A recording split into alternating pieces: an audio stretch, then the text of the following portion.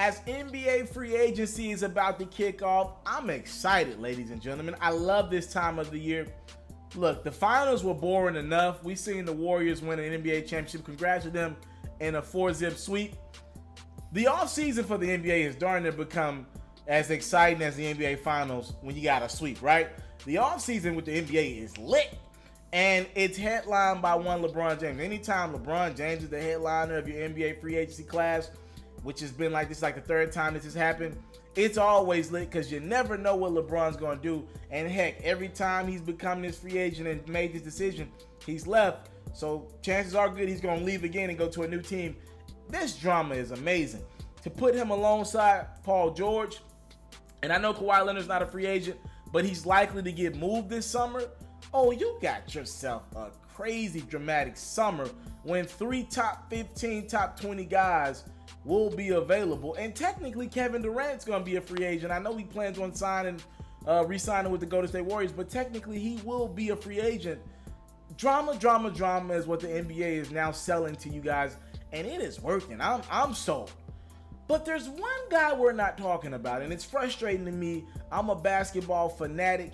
It's frustrating to me because this guy, to me, is a top 15, top 20 guys. Well, he was about to headline the All-Star game as the starting center for Team LeBron or Team Steph Curry before he got hurt.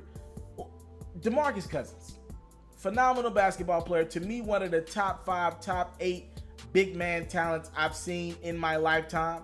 He can do a little bit of everything. He's expanded his game to the three-point line. He's physical. He's mean. He's aggressive. He got that jumper on lock. I mean, he's and his game is only getting better, right? Doesn't play above the rim, but a talented big man who can do damage at the rim, right? He's going to get you some rebounds. He's a double-double machine.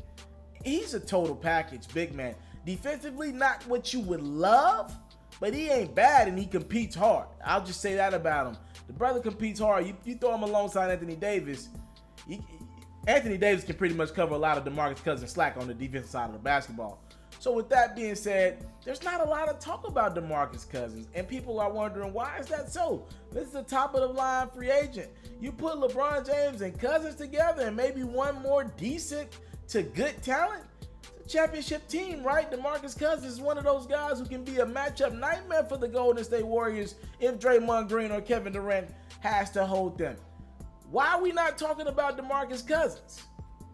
It's simple, ladies and gentlemen.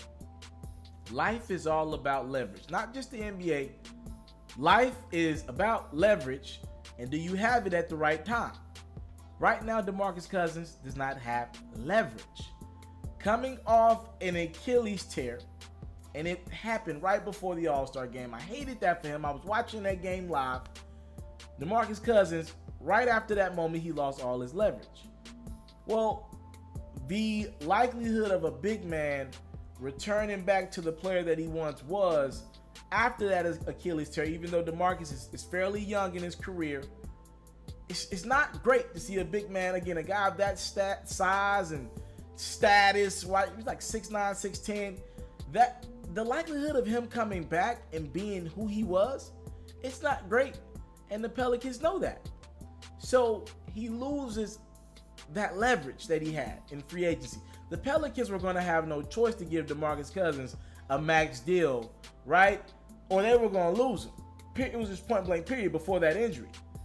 But that injury hurt, and on top of that injury, one other thing happened.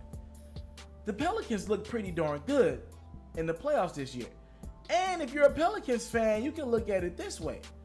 Maybe if we didn't play the NBA champion or soon to be back-to-back NBA champion Golden State Warriors in the second round, maybe if we would have got our hands on Houston, or maybe we would have got our hands on Utah in the second round, we might have been in the Western Conference Finals.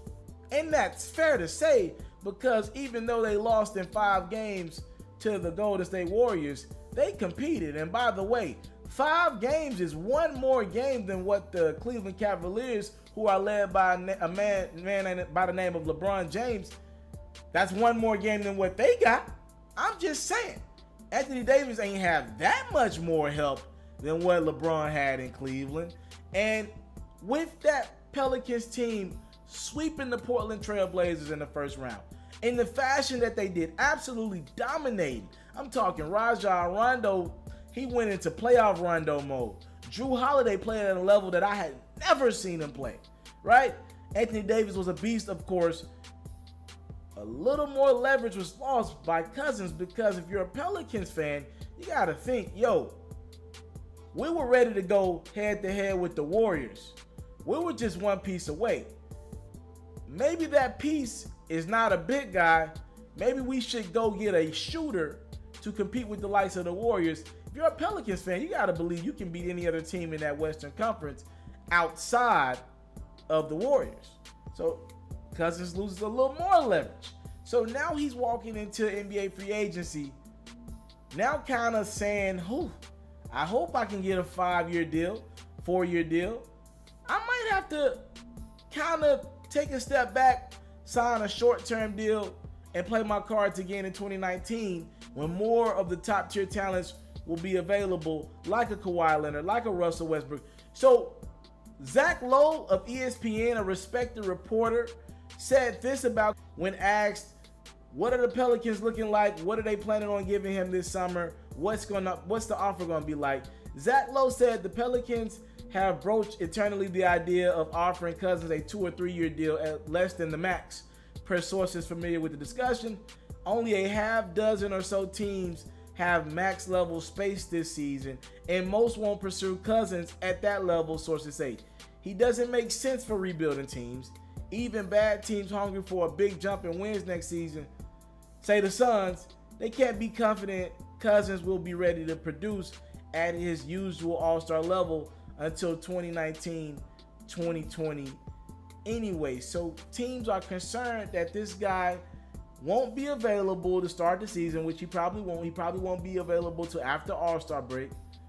So you don't want to just throw that money away long term, right? Because you won't even get to see this guy play until after All-Star break, likely, at least top of 2019.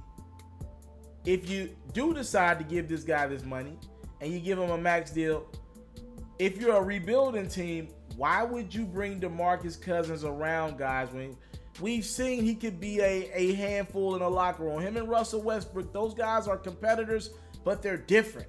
And they don't get it, that sometimes their actions can affect the team.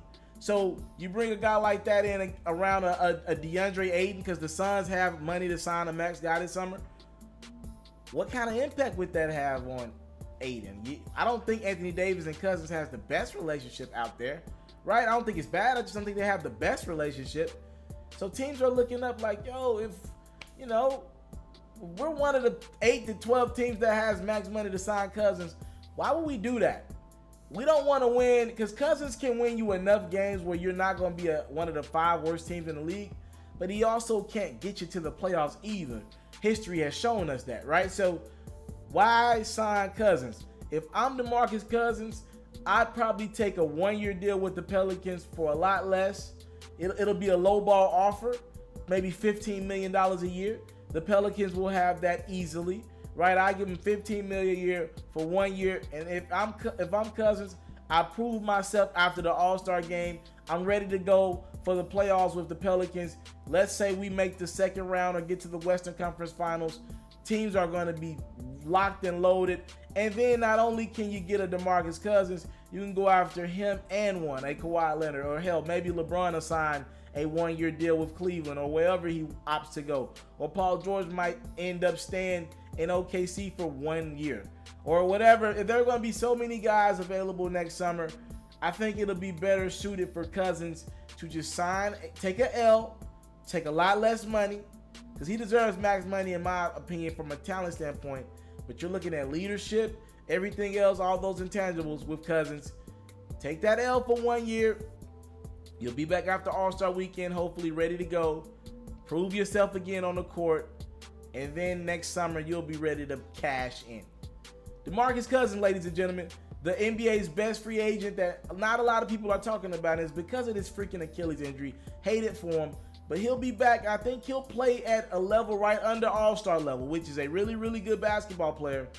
I think it might take him a lot of time to get it back, if he's going to get it back at all. but he's definitely worth signing if you have the cash to spend and you're looking for a guy who could be a second option on a championship team.